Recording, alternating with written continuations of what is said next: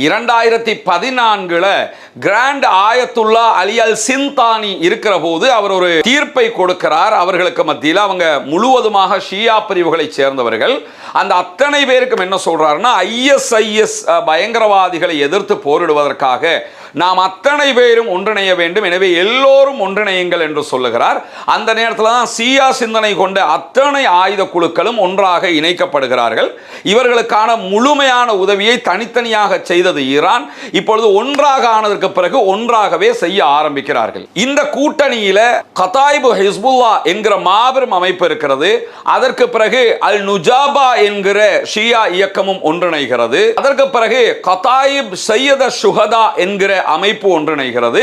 நான்காவதாக கதாயிப் இமாம் அலி என்கிற அமைப்பும் ஒன்றிணைகிறது. இந்த 4 இயக்கமும் ஒன்றிணைந்ததுதான் PMF என்கிற அமைப்பாக உருமாறுகிறது. PMF மக்கள் திரட்டல் படை என்று அர்த்தம்.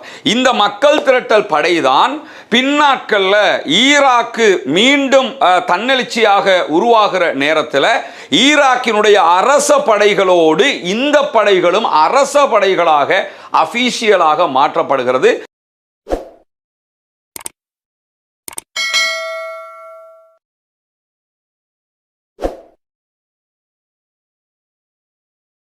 அன்பிற்கினிய சகோதர சகோதரிகளே, நம் அனைவர் மீதும் ஏக இறைவனுடைய அமைதியும் கருணையும் உண்டாகட்டுமாக என்கிற பிரார்த்தனைகளோடு அமெரிக்காவும் இஸ்ரேலும் இணைந்து ஈரான் மீது கிட்டத்தட்ட 40 நாட்கள் ஒரு சண்டையை நடத்தினார்கள். அதற்கு முன்பதாகவே இஸ்ரேல் ஈரான் மீது 12 நாள் தாக்குதல்களை நடத்திய நேரம் அதற்கு பதிலடியாக தாறுமாறான அடிகளை இஸ்ரேல் மேல ஈரானும் கொடுத்திருந்தது. அதற்கு பிறகுதான் 40 நாட்கள் யுத்தம் ஈரான் மீது அமெரிக்காவும் இஸ்ரேலும் சேர்ந்து நடத்துகிறார்கள். அதற்கு பிறகு மீண்டும் ஒரு 12 நாட்கள் அமெரிக்கா மட்டும் ஈரான் மீது தாக்குதல்களை நடத்தி இருந்தது. அப்பொழுதும் ஈரான் உச்சகட்ட பதிலடிகளை அமெரிக்காவினுடைய அரபு நாடுகளில் இருக்கக்கூடிய தளங்கள் மீது நடத்தினார்கள். இப்படி அமெரிக்காவும் இஸ்ரேலும் இணைந்து ஈரானை தாக்குவது, அமெரிக்கா மட்டும் தாக்குவது அல்லது இஸ்ரேல் மட்டும் தாக்குவது என்று யார் தாக்குதல் நடத்தினாலும் அவர்களை உச்சமாக எதிர்த்து நின்றது ஈரான். அதற்கு காரணமே என்னன்னா,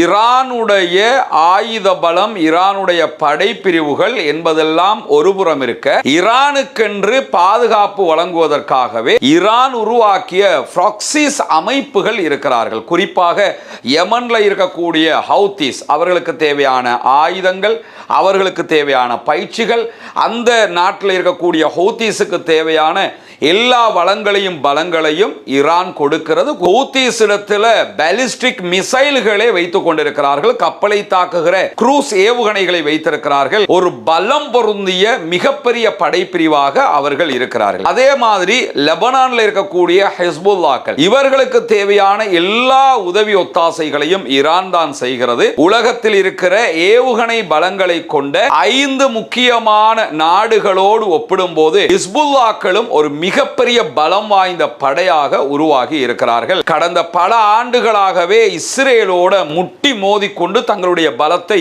எப்பொழுதுமே நிரூபித்துக் கொண்டிருக்கிறார்கள். இதுவும் ஈரானுடைய ஆதரவு பெற்ற படைப்பிரிவுகளாக இருக்கிறார்கள். இதே நேரம் பாலஸ்தீனத்திலே இருக்கக்கூடிய பாலஸ்தீன விடுதலை போராட்ட அமைப்புகள் அத்தனைக்குமே ஈரான் தொடர் உதவிகளை செய்து வருகிற அதே நேரத்தில் ஈராக்குக்குள்ள ஒரு மிகப்பெரிய படை திரட்டலையே ஈரான் வைத்துக் கொண்டிருக்கிறது என்பதும் இங்கு கவனிக்க வேண்டிய முக்கியமான விவகாரமாக இருக்கிறது. ஏன்னா அமெரிக்கா ஈராக்குக்குள்ள சதாம் ஹுசைனை அழிக்க வருகிறார்கள், சதாம் ஹுசைனை கைது செய்கிறார்கள், அவரை தூக்கிலிடுகிறார்கள், முழு ஈராக்கையும் நாங்கள் கைப்பற்றி விட்டோம் என்றெல்லாம் அறிவித்து சில நாட்கள் இருக்கிற போது அங்கு அவங்களுக்கு செயல்பட முடியாது என்கிற ஒரு நிலை வருகிற நேரத்தில் தான் அமெரிக்கா உடனடியாக ஈராக்கினுடைய இராணுவத்தை டிசால்வ் பண்றாங்க, மொத்தமாக கலைத்து விடுகிறார்கள். கலைக்கப்பட்ட இராணுவத்தை சேர்ந்த பல பேரும் ISIS பயங்கரவாத குழுக்களோடு போய் சேர்ந்து கொண்டார்கள்.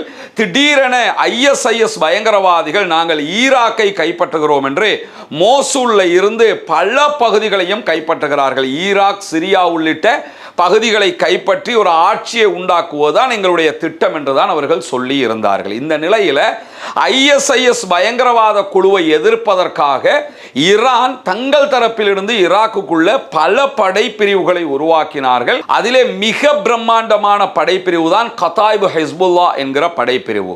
இந்த படைப்பிரிவோடு சேர்த்து மேலும் 3 படைப்பிரிவுகளையும் அவர்கள் உருவாக்கி இருந்தார்கள்.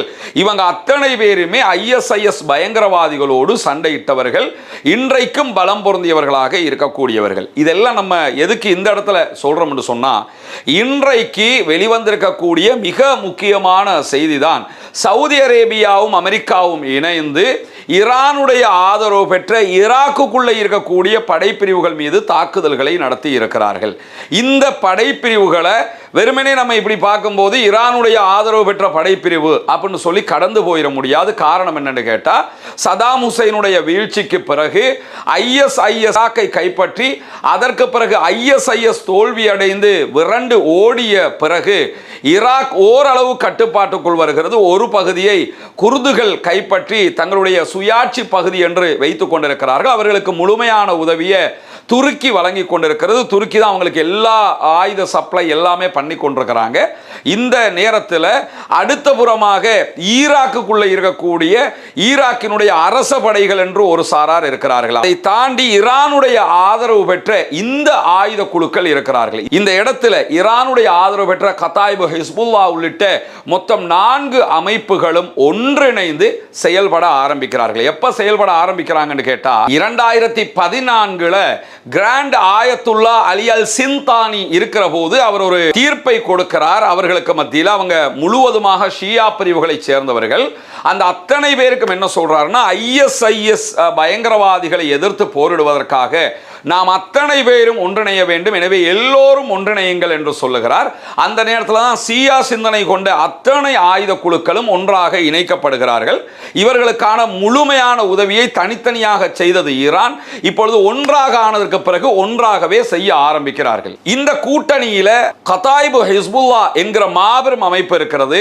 அதற்கு பிறகு அல் நுஜாபா என்கிற ஷியா இயக்கமும் ஒன்றிணைகிறது. அதற்கு பிறகு கதாயிப் சையத ஷுஹதா என்கிற அமைப்பு ஒன்றிணைகிறது. 4வதாக கதாயிப் இமாம் அலி என்கிற அமைப்பும் ஒன்றிணைகிறது. இந்த 4 இயக்கமும் ஒன்றிணைந்ததுதான் PMF என்கிற அமைப்பாக உருமாறுகிறது. PMF மக்கள் திரட்டல் படை என்று அர்த்தம். இந்த மக்கள் திரட்டல் படைதான் பின்னாட்கள்ல ஈராக்கு மீண்டும் தன்னெழுச்சியாக உருவாகிற நேரத்தில் ஈராக்கினுடைய அரச படைகளோடு இந்த படைகளும் அரச படைகளாக அபிஷியலாக மாற்றப்படுகிறது. இந்த PMF என்கிறவங்க ஈராக்கினுடைய அரசாங்கத்தின் படைகள். ஈராக்க அமெரிக்காவோ வேறு யாரோ கைப்பற்றுவதற்காக வந்தால் அவர்களுக்கு எதிராக ஈராக்கினுடைய இராணுவமாக சண்டையிடுவார்கள், ISIS-ஓட சண்டையிட்டதை போல. இதே நேரத்தில் ஈராக்கில் இருந்துக்கிட்டே ஈரானுக்கு முழுவதுமாக சப்போர்ட்டும் பண்ணுவாங்க. ஈரானுக்கு சப்போர்ட்டாக இருக்கிற அத்தனை பேருக்கும் சப்போர்ட் பண்ணுவாங்க. குறிப்பாக காசாவில் இஸ்ரேல் ஆக்கிரமிப்பு இராணுவம் தாக்குதல்களை நடத்தி கொண்டிருந்த நேரத்தில் காசா மக்களுக்காக ஈரானுடைய கட்டளைக்கு இணங்க ஈராக்கில் இருந்து இஸ்ரேலோடு சண்டையிட்டார்கள். இப்படியெல்லாம் அவங்க தொடர்ச்சியாக ஈரானுடைய கண்ட்ரோலில் தான் இருப்பாங்க. ஆனால் ஈராக்கினுடைய அபிஷியல் இராணுவமாகவும் இருப்பார்கள். இதுதான் ஒரு பெரிய இடியப்ப சிக்கலாக ஈராக்குக்கு மாறி இருக்கிறது. ஈராக்குக்குன்னு தனியான இராணுவம் இருக்குது, ஈராக்கினுடைய அரச படை இருக்குது.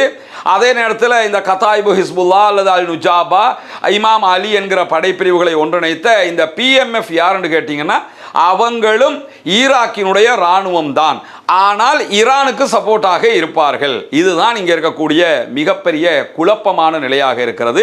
இப்படி ஒரு குழப்பமான நிலை இருக்கிற நேரத்தில் தான் திடீரென ஹூத்திகள் என்ன பண்றாங்கன்னு சொன்னா, 10 ஆண்டுகளாக சவுதி அரேபியா எங்கள் மீது முற்றுகையை விதித்திருக்கிறது. அது மட்டுமல்லாமல் சவுதி அரேபியா ஹூத்திகளுடைய கட்டுப்பாட்டில் இருக்கக்கூடிய சனா விமான நிலையத்தில் ஈரானுடைய பேசஞ்சர் ஃபிளைட் ஒன்று இறங்குற போது அதை இறங்க விடாம தாக்குதல்களை நடத்தினார்கள். அதில் இருந்துதான் மீண்டும் ஹூத்திகளுக்கும் யமன்ல இருக்கக்கூடியவர்களுக்கும் சவுதிக்கும் இடையிலான முருகல் ஆரம்பித்தது. பின்னாட்கள்ல சவுதி அரேபியாவினுடைய 5 கப்பல்களுக்கு மேல கடந்த 7-8 நாட்களுக்குள்ளாக ஹவுத்திஸ் அட்டாக் பண்ணி இருக்கிறாங்க. சவுதி அரேபியா ஹவுத்திஸ் மேல அட்டாக் பண்றாங்க.